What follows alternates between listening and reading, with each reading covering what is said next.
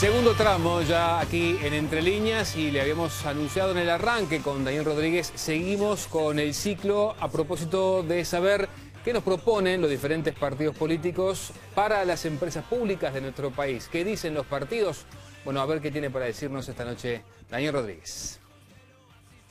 Muy bien, Alfredo, y bueno, precisamente el Partido Independiente ha hecho bastantes puntualizaciones sobre este tema, cuestiones vinculadas a la transparencia, a la gestión, a los resultados, al Contralor.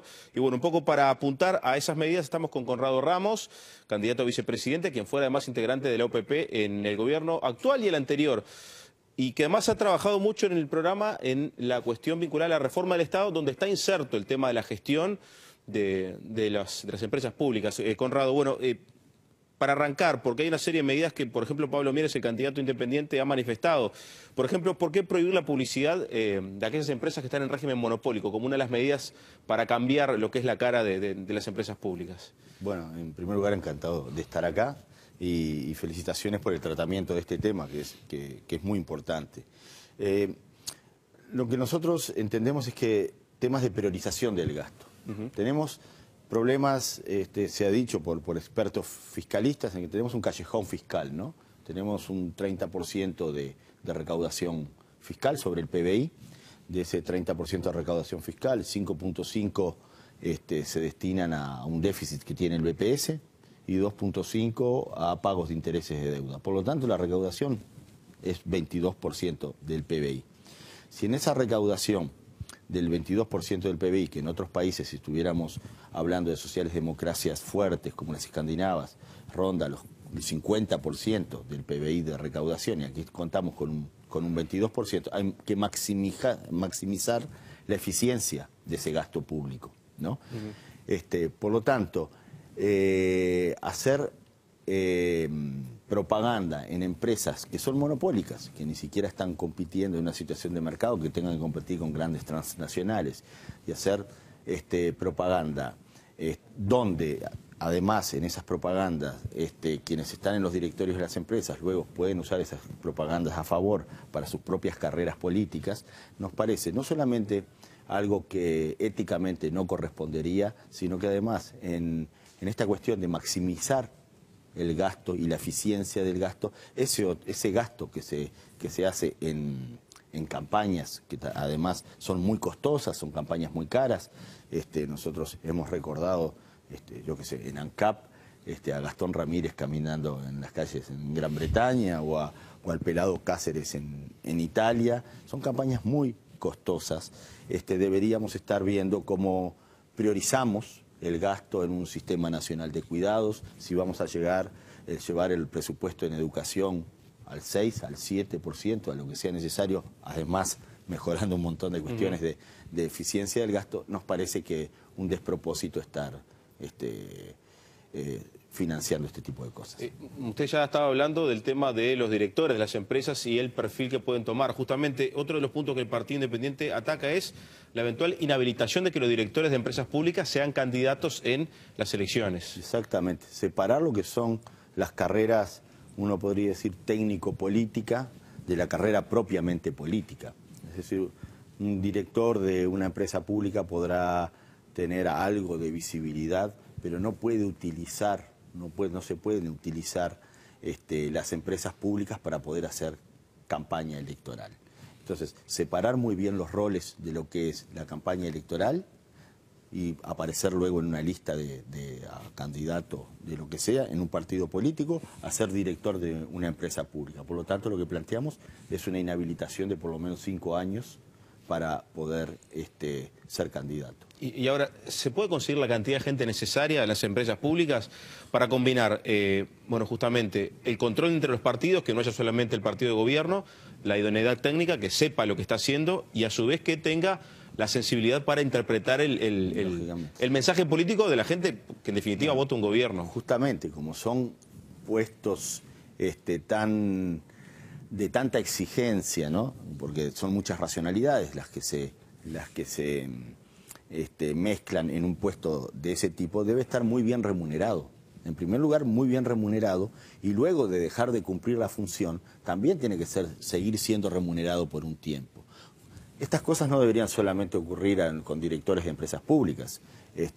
son sonados los casos en el Uruguay de gente que ha ocupado muy altos cargos de gobierno y ha seguido manteniendo su tarea privada, y bueno, y hay temas vidriosos de conjunción del interés público y del interés privado, y bueno, es muy difícil para alguien que tiene una profesión de la que vive, poder vivir de un salario luego y poder cerrar el estudio jurídico o lo que sea. Por lo tanto, lo que se debería hacer es seguirle pagando a esa persona luego que abandona ese cargo político por un tiempo determinado, de manera de evitar los fenómenos que se llaman de revolving door, o que entran por una puerta y salen por la otra, en el sentido de que se usan el puesto público para luego conseguir beneficios en el sector privado. No digo es más, el sistema político uruguayo es muy sano comparado con otros, pero si queremos realmente modernizarlo y avanzar en ese sentido,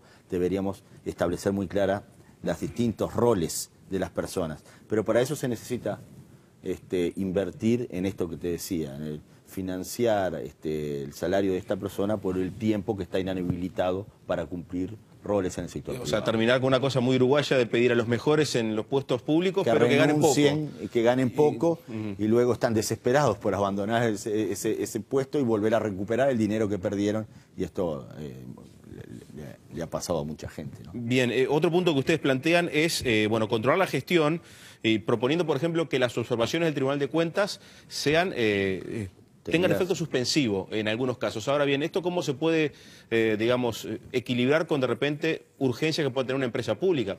Por ejemplo, UTE en una situación de tormenta, hace poco tuvo caída de columnas, necesitó rápidamente repararlas. Bueno, ¿cómo se puede combinar un control y que el Tribunal de Cuentas realmente sea efectivo en lo que hace a las necesidades de una empresa que da servicios? Debemos modernizar definitivamente el derecho público.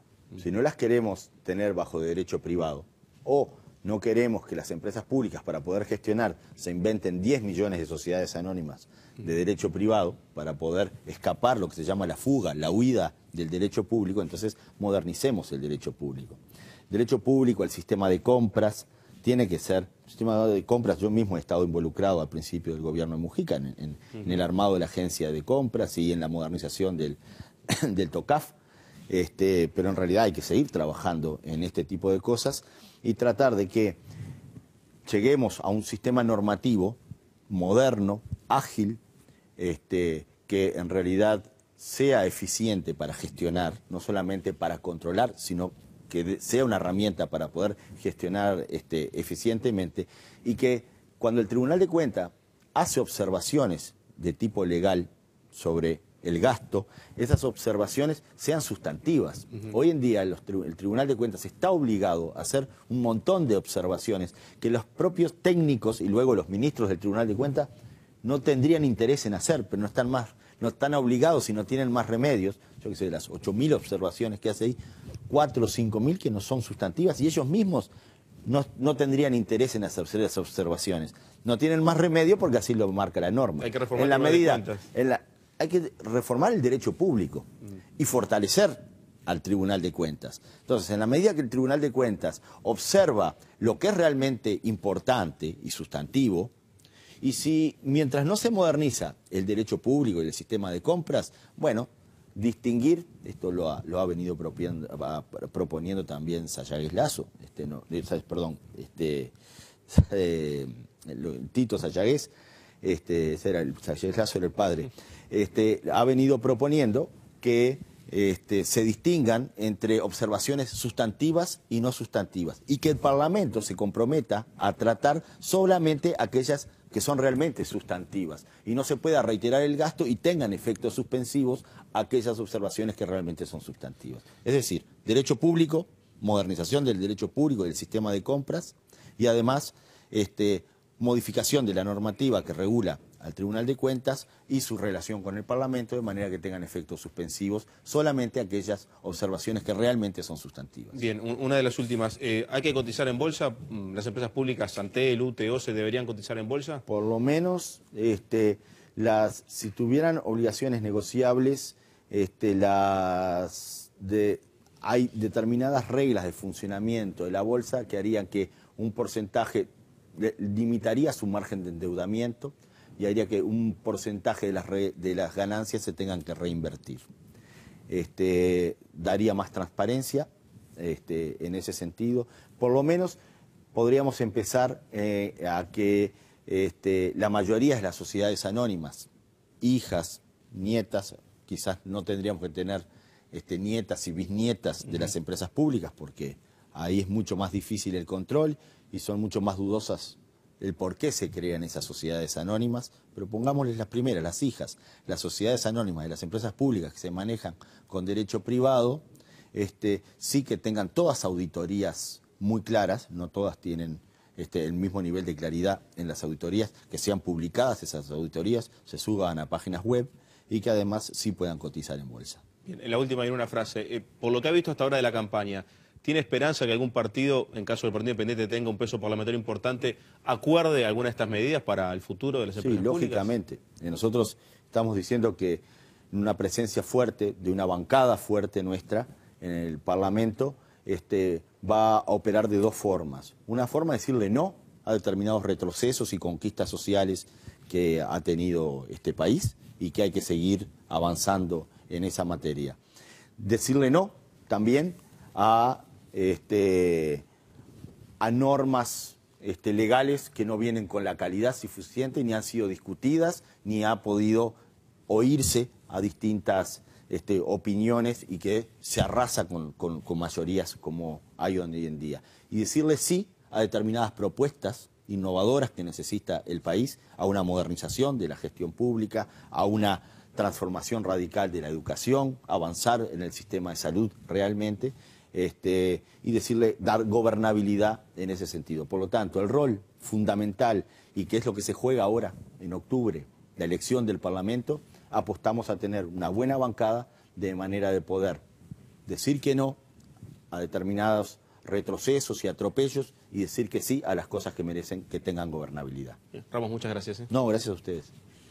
Amigos, ustedes saben, estamos ante una alerta mundial por el ébola. Bueno, ¿de qué se trata esta enfermedad? ¿Qué síntomas representa? ¿Cómo se previene? ¿Qué recaudos hay que tomar? Bueno, lo vamos a averiguar con un técnico especialista en la materia que es de nuestro país después de la pausa. Enseguida estamos.